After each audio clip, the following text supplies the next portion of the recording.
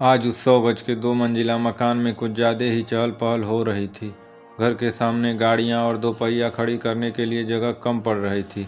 हो भी क्यों नहीं ससुराल पक्ष और अपने घर के सबसे बड़े हो ठहरे मोहनलाल कोठी वाले।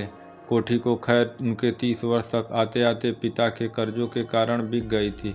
साथ ही बिक गया था जमा जमाया पुश्तैनी व्यापार भी।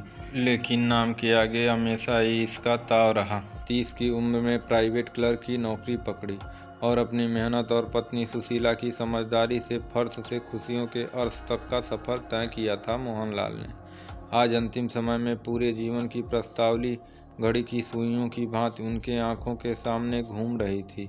अपने अच्छे और बुरे कर्मों का एक लेखा जोखा वह चित्रगुप्त से पहले खुद बना चुके थे।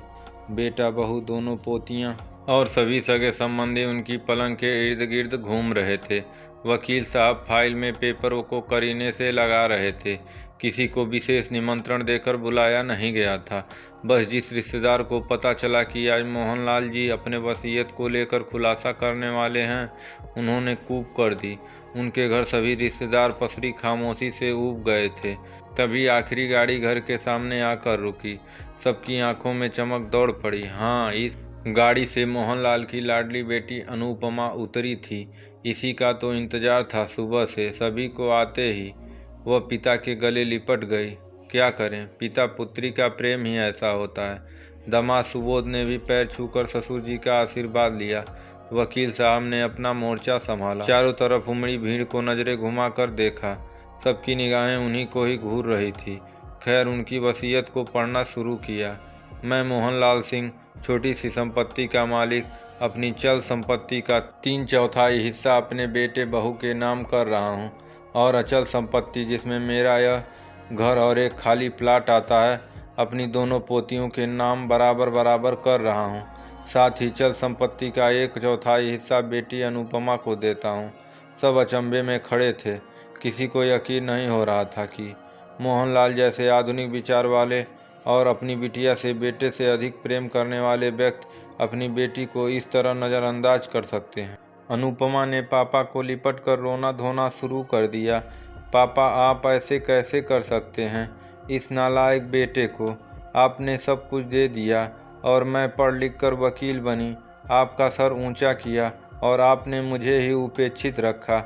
और पापा, आप कानून भी भूल गए क्या? जो बेटा बेटी को माता पिता की संपत्ति में समान अधिकार देता है। मोहनलाल मंद मुस्कुरा दिए। अब अपना अंतिम समय उन्हें बेहद निकट लग रहा था। अपनी भर्राई सी आवाज़ में बोले, अनु, तू बेशक आज मेरे दिल के बेहद करीब है। आज भी तू मुझे तेरे भाई से ज़्यादा प्यारी है। लेकिन बेटा, संपत्ति पर तेरा हक नहीं। तू वकील बनी क्योंकि तू बनना चाहती थी और मैंने उसमें सदा तेरा साथ दिया। बाप की हर जिम्मेदारी मैंने बखूबी निभाई, यह मैं भी जानता हूँ। सुबोध तेरी पसंद था, उसे भी दिल से अपनाया। लेकिन इन 15 सालों में यह कितनी बार ससुराल की दहलीज पर आया तू भी जानती है। अनु, रही बात कानून की, तो मैं तेरे जैसा वकील तो नहीं, लेकिन इतना तो जानता हूँ कि वह अधिकार 4 पीढ़ियों से चलती आ रही पुश्तैनी संपत्ति पर होता है, पिता पर नहीं। और पुश्तैनी संपत्ति का क्या हुआ था तू जानती है। अब मेरी जो संपत्ति थी उसे बांटने का हक सिर्फ मेरा है।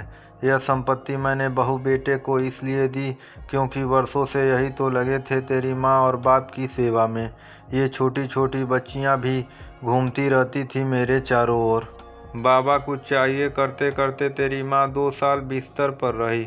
उसकी मल मूत्र तक की सफाई तेरी इस भाभी ने ही की। चाहती तो यह भी दूसरे शहर जा सकती थी कि मेरे मरने के बाद तो संपत्ति मिल ही जाएगी। तेरी माँ तुझे याद करती रही और तू आकर उसकी सेवा तो क्या करती, मिलने भी 2 बारी 11 घंटे के लिए आई। और बाप भी तुझे आज याद आया है। अनु, याद रखना, वसीयत बराबर रखने के लिए उत्तरदायित्व और फर्ज भी बराबर रखने पड़ते हैं। मैं यह नहीं कहता कि तू ससुराल छोड़कर यहाँ आकर हमारी सेवा करती, लेकिन कई ऐसे मौके आए जहाँ हमें तेरी ज़रूरत थी। तेरी भाभी अकेली पड़ जाती थी और तू बुलाने से भी नहीं आई। तू सदा खुश और संपन्न रहे, यही तेरे बाप का आशीर्वाद है। बेटी के सर पर हाथ रखते रखते ही वो परलोक सिधार गए। सबकी आंखें नम हो गई। जाते जाते भी मोहनलाल कोठी वाले लोगों के लिए चर्चा का विषय बन गए। कुछ लोगों की नज़र में वह सही थे तो किसी की नज़र में कठोर बाप।